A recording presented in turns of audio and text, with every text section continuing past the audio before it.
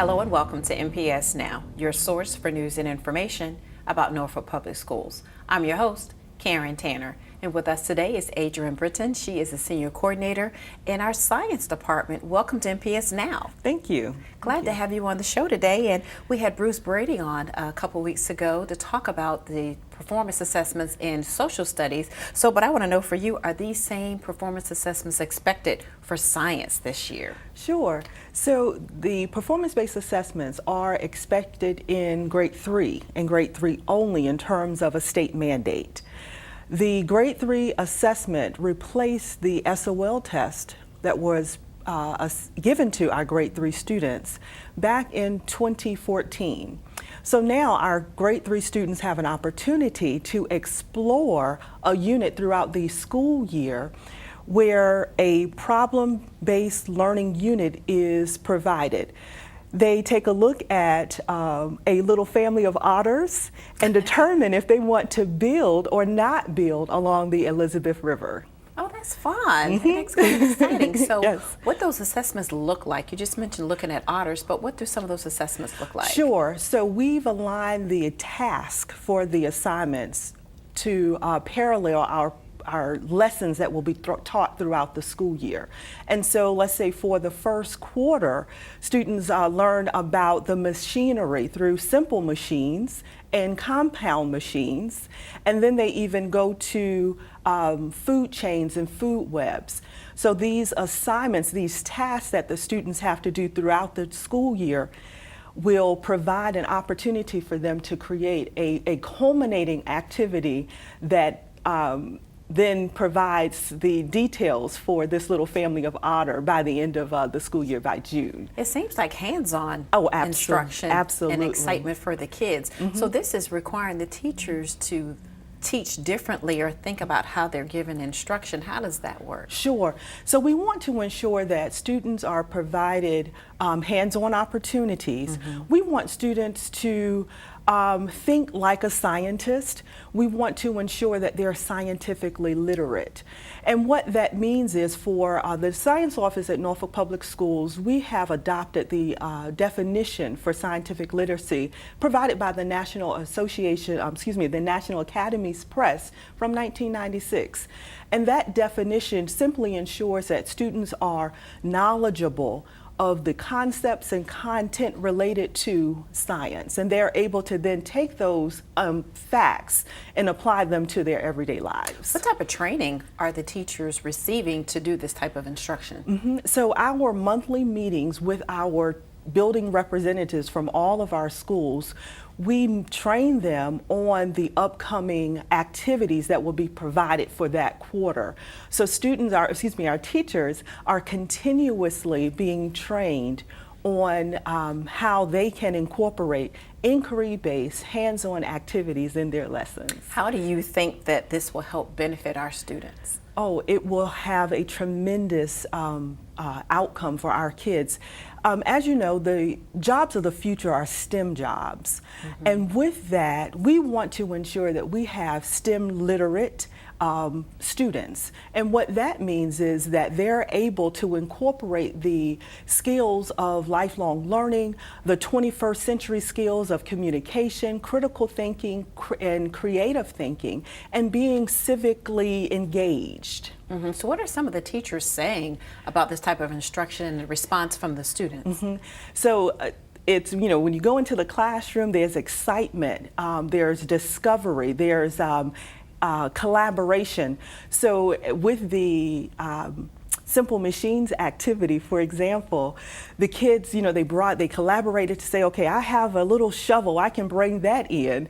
And they created their little hands-on, their actual mobile and working machinery for the grade 3 problem-based learning unit. Right. So are there any changes in the standards of learning for science this year or coming up in the near future? Yes. So the Virginia Department of Education is currently waiting for approval from the Board of Education for our 2018 standards of learning.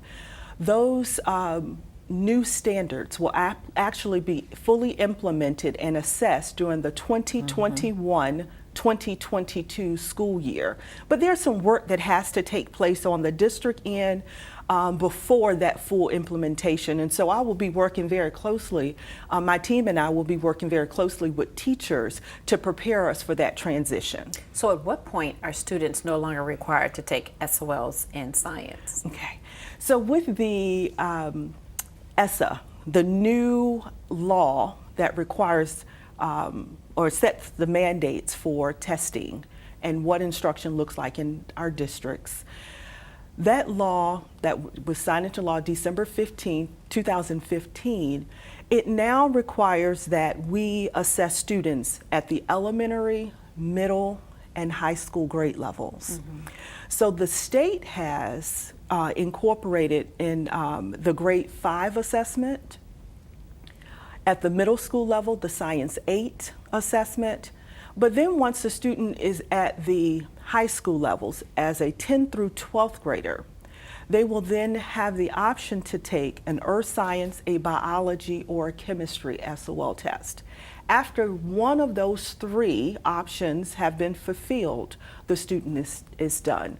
So what that means is that you and I may be in the same earth science class, but if you've met the requirement and earned that verified credit for earth science, you don't have to take the SOL test, but I will, because if I haven't, yes. That's interesting. Wow, parents need to know that and students need to know that, so get it together. Absolutely. So tell us about any upcoming events for October or for the rest of the school year in science. Okay, yes, so very excited. We are continuing a partnership with the Norfolk, Naval Station Norfolk, and we will have a STEM event this year, and all of our 5th graders, all of them. All of them? Yes, we'll have an opportunity to go over to the naval base and see the jobs related to STEM firsthand. In February, we will have our 15th annual District Science Fair at Nauticus, and we're continuing a partnership that we have with Virginia Natural Gas, where our 4th graders will have an opportunity to learn about digging with care through another project-based learning unit. Wow, that's a lot. I have a 5th grader, so I'm excited to hear what she has to say after attending that field trip. Thank you, Adrian, for coming on the show today, and we appreciate you being here. Absolutely. Thank you for the opportunity. Great. And we want you to stay tuned for more NPS Now.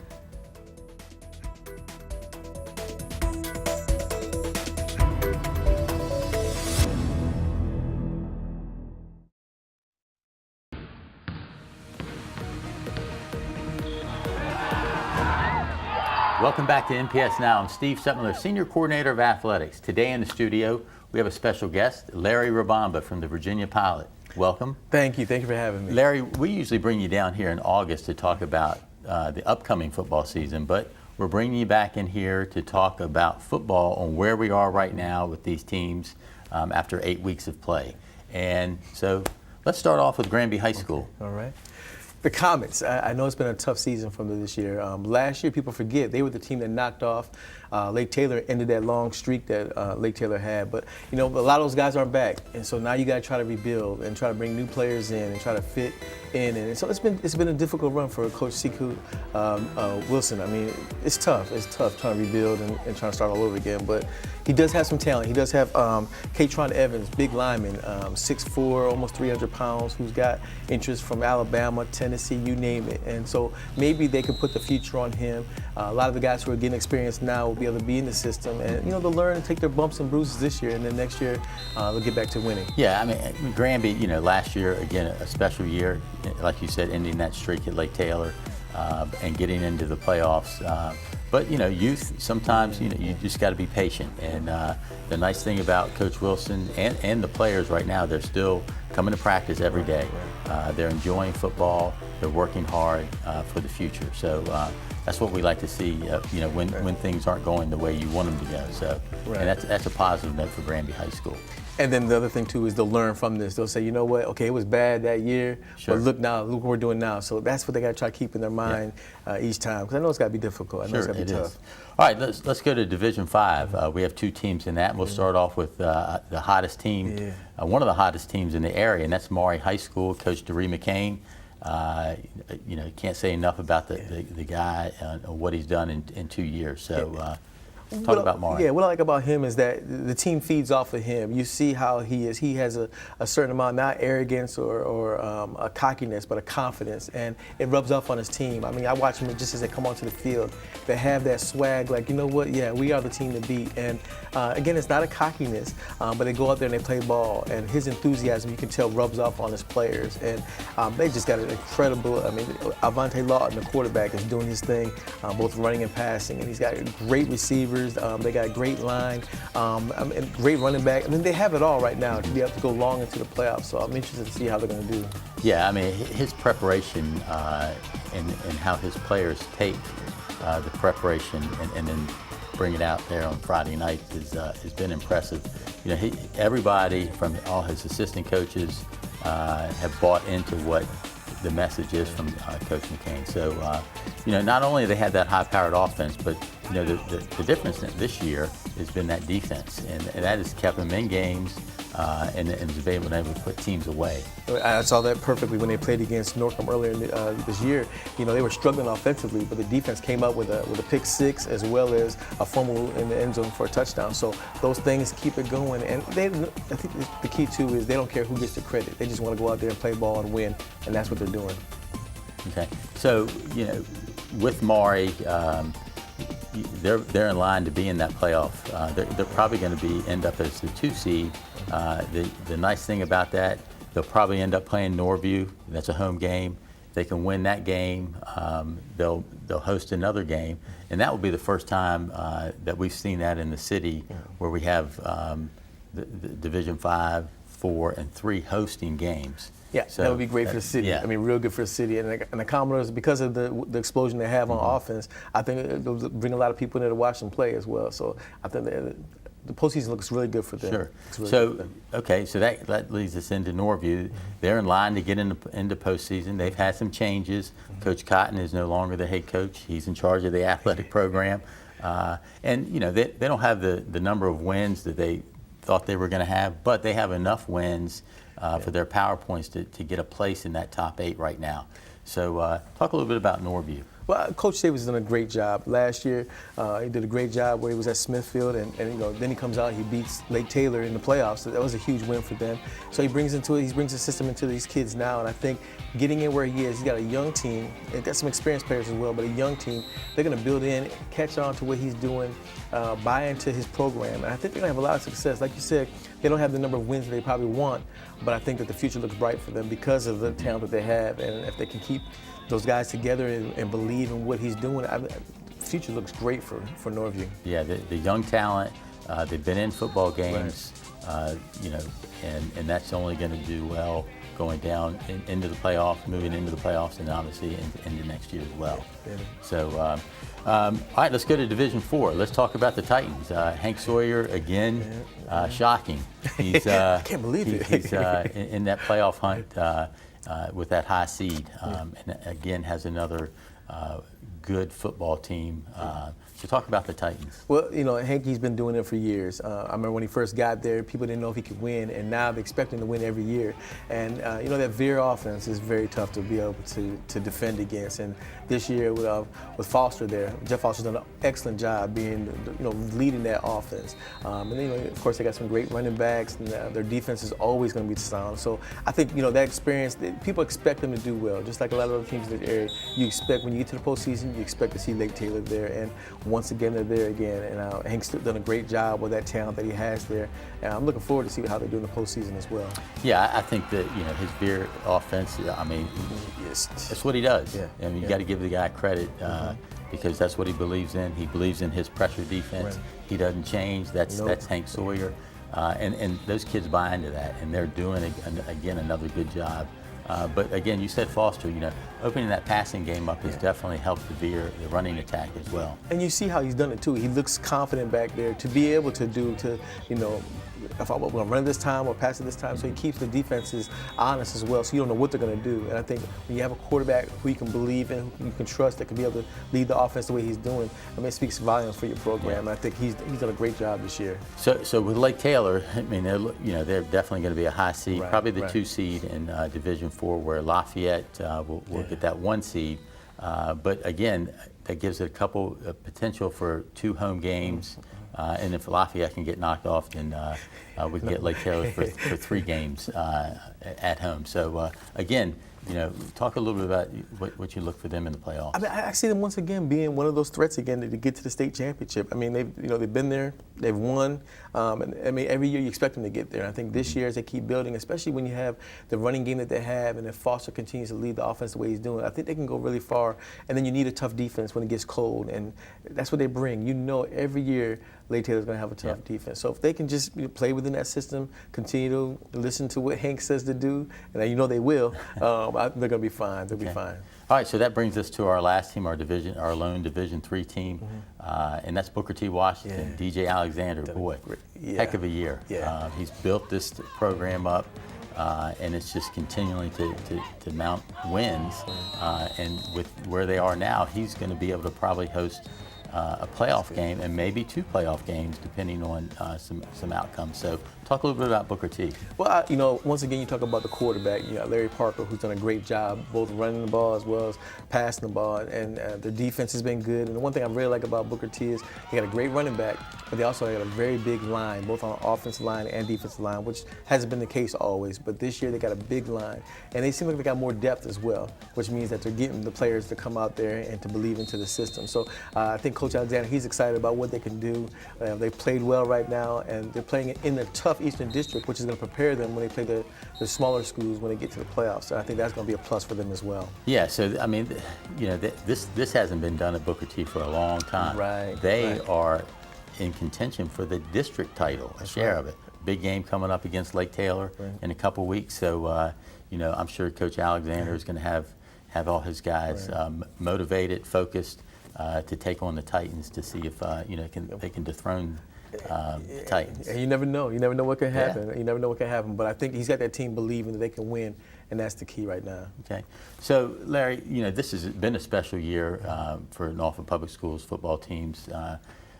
But one special area that we'd like to highlight are our running backs. We've always had good, skilled people in the city. But to have a young collective group that we have now, we want to talk a little bit about them and highlight a little bit. So let's start with the freshman, the young guy of the group, and that's Katron Allen from Norville High School, known as Fat Man. Talk a little bit about Katron. Well, I've been hearing about Fat Man for about a year now. When he was in middle school, everybody talk about what he brings. Oh man, he's gonna be great. He's gonna be great. And I was like, yeah, whatever. Here he is gonna be a freshman coming in. But he's been incredible. He's come in and took the league by surprise. Coach Davis has done a great job using him. And defenses now are kind of looking at him as a key, and that doesn't happen when you're a freshman. But he's done a great job running the ball for them, consistent. For a while there, he was the top leading rusher in Southampton Roads. And he's a guy who you just wonder 3 years from now what he's going to be like. But I love the way he plays. I like the way he runs hard, and he's making it tough for a lot of opposing defenses as a freshman. Yeah, as a freshman, I mean, he has the speed and he has the power. He can run away from you, but he can also run you over. That's been impressive as a freshman. But you're right. It's going to be really neat to watch him for all 4 years at Norville and to see how he ends up. Yeah. So, all right. So let's talk about that running back at Maury High School, C.J. Beasley, because this is the one that the running back that's kind of come out of nowhere. Everybody kind of knows about Fat Man Showtime and Malik, but what about CJ? CJ's really impressed me. I saw him play earlier against Norcom, and the thing I like about him is he has not only the quickness when he gets in the holes, but also the speed to outrun the defenders when he gets out of it. Taking on a lot more. He's the one that I think has really helped Maury's explosive offense, because when you have a person who can run the ball like he can, especially in between the gaps, it opens it up for Lawton and for him to do his thing passing-wise. So I think he's been huge for them to be a back that they can depend on when they need the short yards or to be able to get the pass outside the backfield. And he's explosive back as well. And he added a lot to the offense. And I think Dury has, he was a hidden gem there, but he's really shown his talents from the running and the passing game. He just mixes in so well with all those other skilled folks at Maury High School. And keeps people guessing what they're going to do. Yeah. And that's the key. That's the key. Okay. So let's talk a little bit about Showtime. Rodney Hammonds at Booker T. Again, a sophomore. Had a great freshman year last year. Everybody found out who he was, but he's been able to take it on in a sophomore. There's no jinx here. He can do it. And you said that there was no jinx, because a lot of times okay, we know him from last year. We're going to game plan against him, but this year he's come in with the same determination and he's run well. The one thing I know that the coach Alexander was wondering was he wants the ball all the time. There was one game earlier in the year, I think he carried it like almost 30-something times, and he said we don't want that from him, but he would do it if we want him to do it.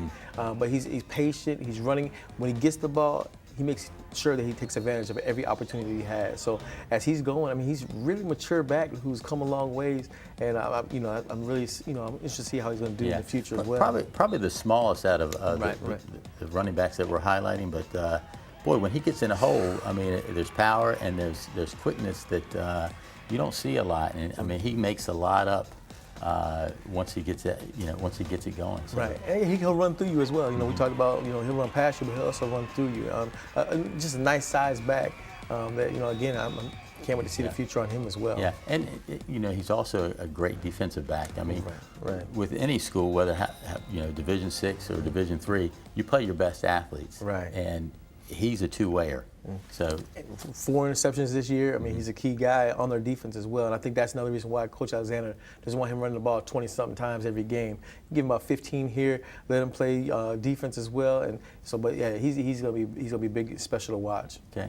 All right. So that brings up the last running back at Lake Taylor High School, Malik Newton. Again, a sophomore. Yeah. Had a great showing as a freshman. And again, no sophomore jinx here. He's kept it going. Big, powerful kid. Talk about Malik. This year, my first game I saw him, they played against Maury, and they were on the 3 or 4 yard line. He came up the middle, and he just ran over this defensive back. I mean, he just ran over him, and it reminded me of Earl Campbell, the way he runs. A powerful back. You can't bring him down with an arm tackle. You can't bring him down by one player. You're going to need several players to bring him down. And he's that tough back that you need, especially when you get to the postseason and it's cold. That's the type of back you need, who's not afraid to just grind it out and carry your team. Yeah, again, another highly skilled athlete, because he can do it on the baseball field, the basketball court. But on the football field, I mean, that veer offense, he takes a pounding with the ball or without the ball, but he gives the pounding, like you said. So he dishes it too. And another great skill for him is his ability to catch the pass and then get into that secondary and again deliver some punishing blows to some smaller kids. And he does it often. So, he does it often. I mean, you literally see players bouncing off of him as he's running.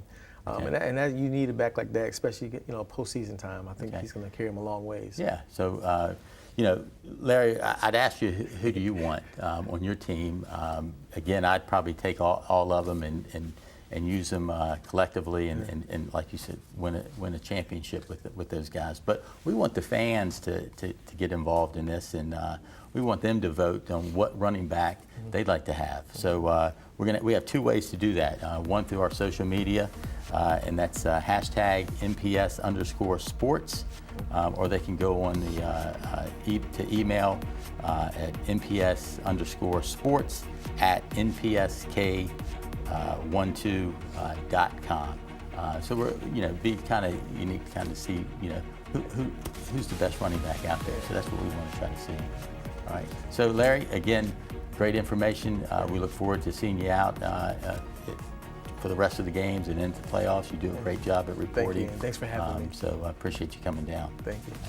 More NPS Now after this.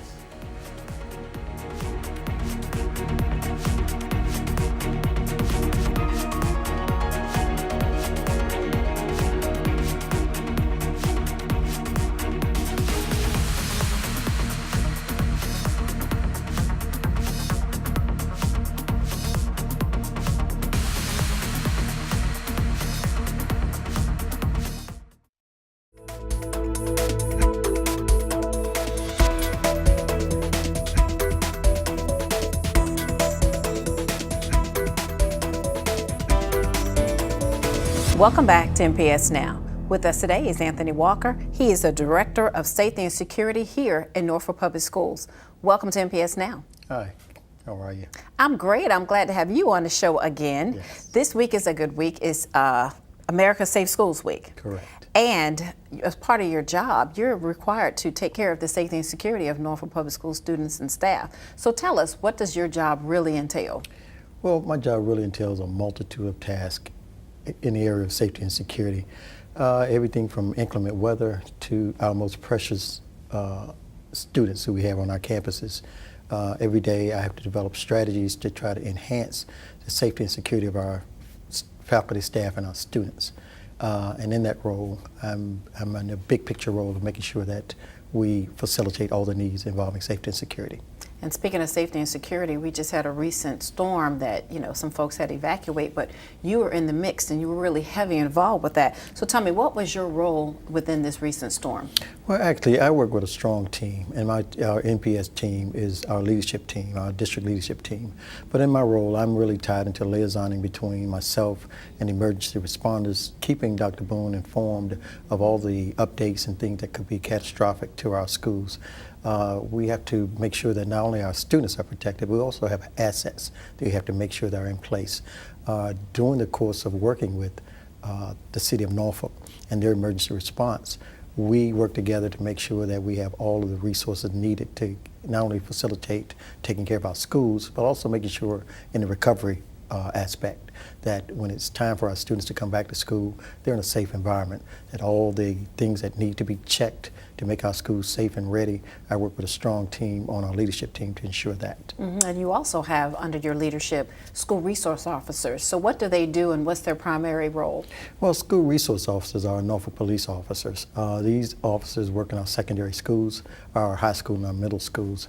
And with our school resource officers, their responsibilities are that next level that goes beyond that of our security officers. We have both SROs and we have security officers. So SROs fall under the umbrella same as our security officers to support the safety in our schools. And both of those groups of individuals that work with you, they're responsible for creating relationships with the students. How does that actually work?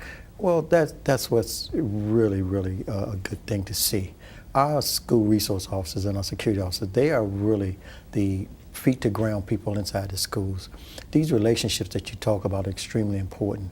Students come to both the security officers and the school resource officers to engage with them and talk about not only their safety, but they even talk about their own personal lives. They are mentors in the schools. They are persons in the school along with staff who help even with the academic side. They mentor not only in the sense of personal development, but also in academics. They will sometimes sit down with the kids and help them out as well in tutoring and things like that.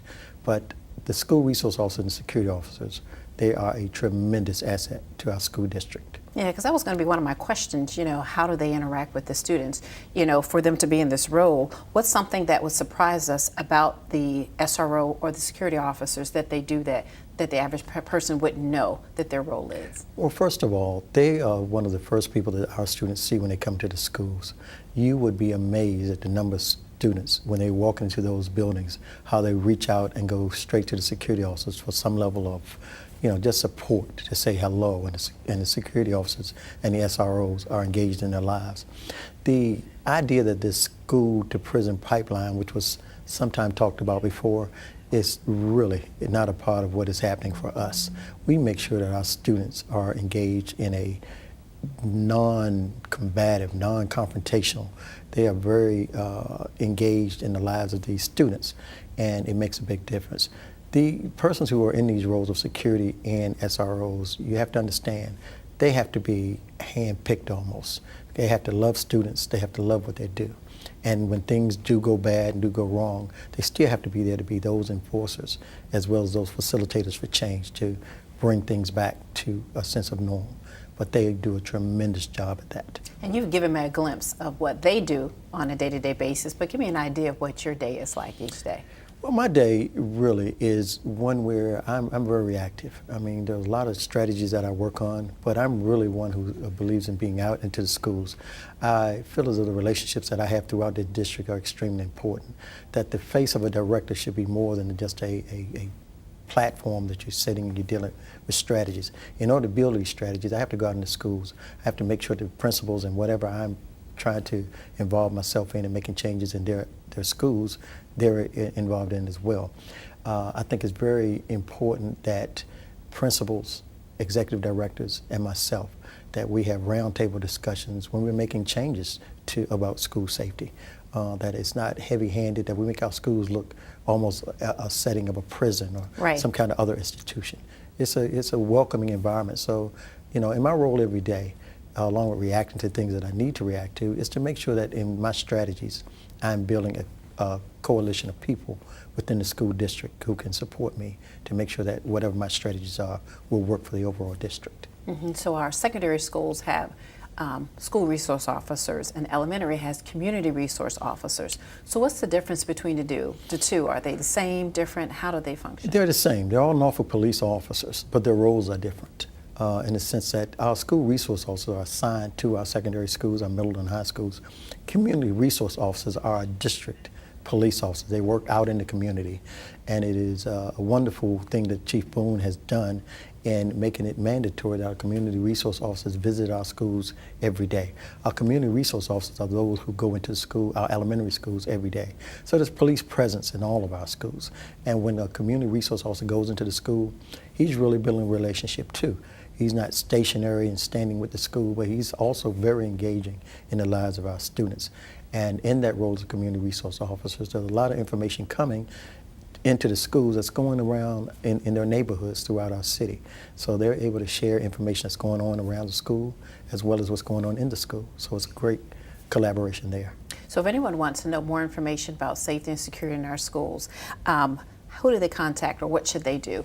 Well, actually, you can contact me. And the number they can contact me is area code 757-275-4526. And I'm very open because what we're trying to do now, and we've been very supportive in, is not just having internal partners and external partners in law enforcement. We're soliciting parents to be a big part of what we're doing as well, too. So in that, we're developing task force and things like that. So we're reacting to not just things. We don't have a whole lot going on in our schools right now, it's safe to say, and I'm very happy to say. But we are proactive in that we're meeting with parents along with our principals to have forums to talk about some of their concerns in the community as part of our external process. All right, so we're glad to recognize America Safe Schools Week. We thank you for the service that you do with us, and thank you for coming on the show to share more information about our SROs and our community resource officers. Okay, thank you so much.